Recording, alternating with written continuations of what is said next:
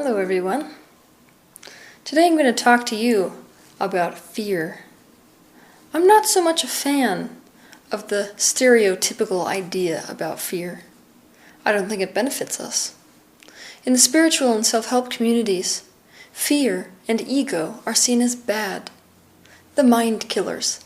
They're the ones that are out to get you. But the reality is, if it weren't for fear, we could never know who and what we really are. Think about it like this.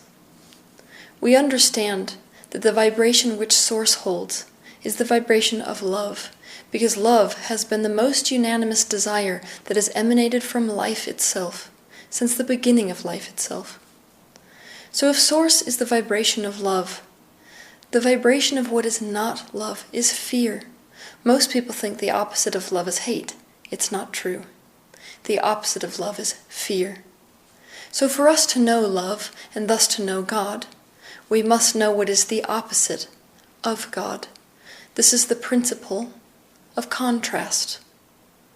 Without fear, we could not know love. Why are we here on this earth? We are here on this earth because we are extensions of Source energy. Source is often called God. As extensions of Source, Source is attempting through us to know itself.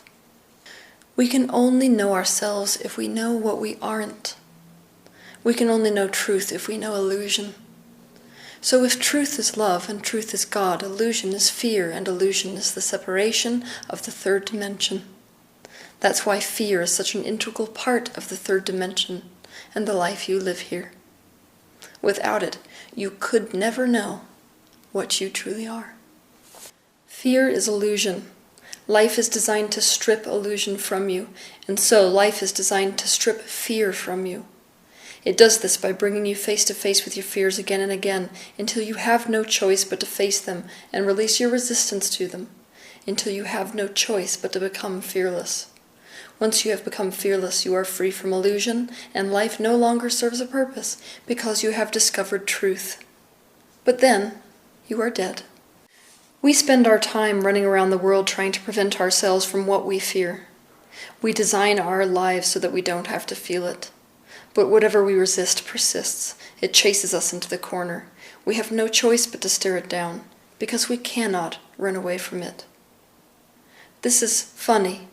It is understandable, though, that we try to prevent the very tool which keeps offering itself to us, the tool which keeps wanting us so badly to find out truth and to feel love.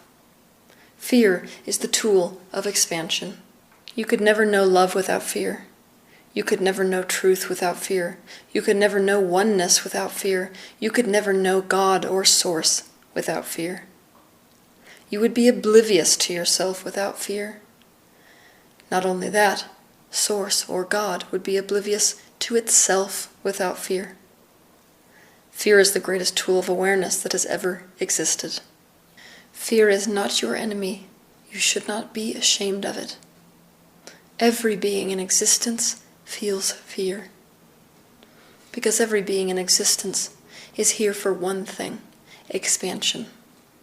And as I said before, fear is the greatest tool for expansion. There's also another benefit to fear. Fear always has something important to tell us. In today's world, people who ignore fear, who suppress it, who minimize it, are glorified. But by doing this, we are glorifying the idea of us ignoring our personal lessons. Ignoring and glossing over fear is different than taking a look at fear and using it to base our decisions off of self-love instead of fear or instead of pure logic. In spiritual communities, we make a very grave mistake. What we do, given the knowledge that fear is ultimately illusion, is we mistake the fact that fear is illusion to mean that fear is invalid. We have the tendency to ignore and minimize our fear and red flags that go off in our emotions, minds, and bodies, and a lot of us get into big trouble because of it. This is especially true when it comes to other people. To be quite frank, some people on this planet are caught in patterns where they do not have positive intentions towards other people. This doesn't mean you have to hate them. This doesn't mean you have to allow them into your experience either. When we meet these people, our bells and whistles go off. We have red flags. Our internal guidance system, our nervous system, alerts us to the fact that there is danger in the area. It alerts us by causing us to feel fear. But we, thinking that fear is invalid, tend to minimize these red flags and minimize the fear that we feel. Instead, we try to be unconditionally loving. Some of us in the spiritual community end up dead because of it. We do not look at what our emotional guidance system is trying to tell us because we don't think fear is valid. We don't examine the fear that we have. Instead, we try to focus on anything that decreases that level of fear. Deliberate focus can be detrimental in these circumstances because it can be a form of escapism. Sexual predators love spiritual women. They love spiritual women because our beliefs lower our boundaries. They increase our tolerance for other people's problems, including abusive behaviors. They love spiritual women because our own beliefs tie our hands. We cannot be good, compassionate people unless we unconditionally love even the people that hurt us and even the people who scare us.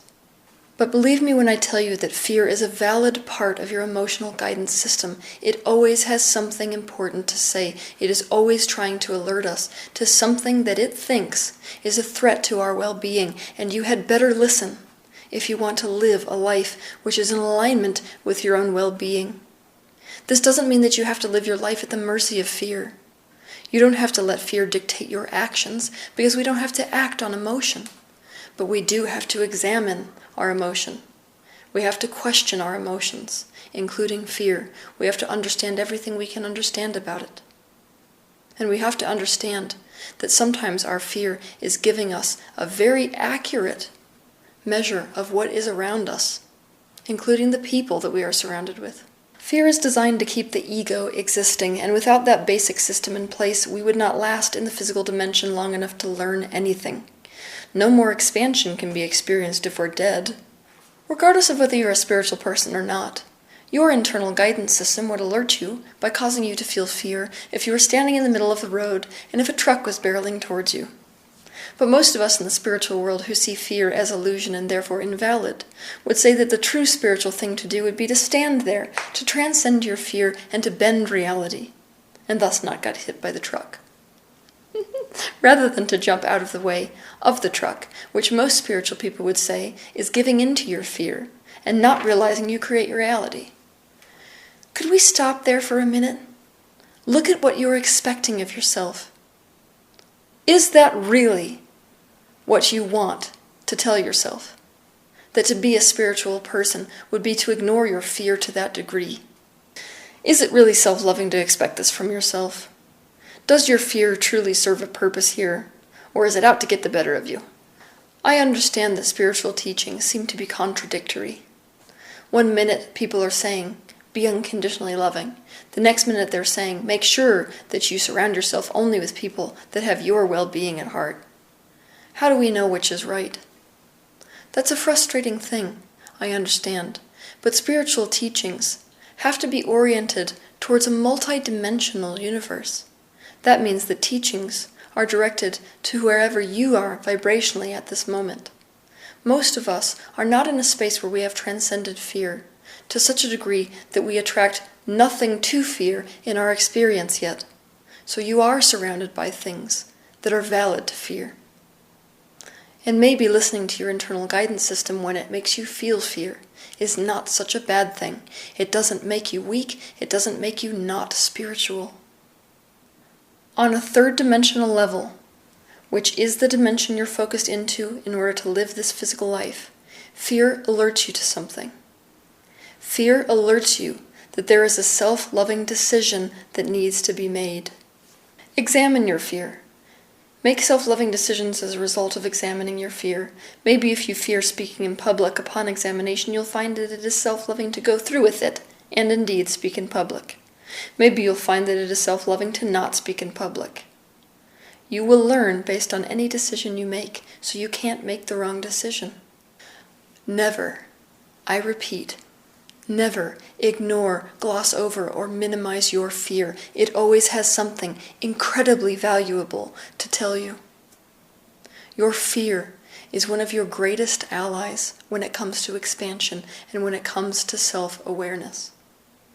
It is not non-spiritual to have fear. We cannot condemn fear without simultaneously condemning life itself. Have a good week.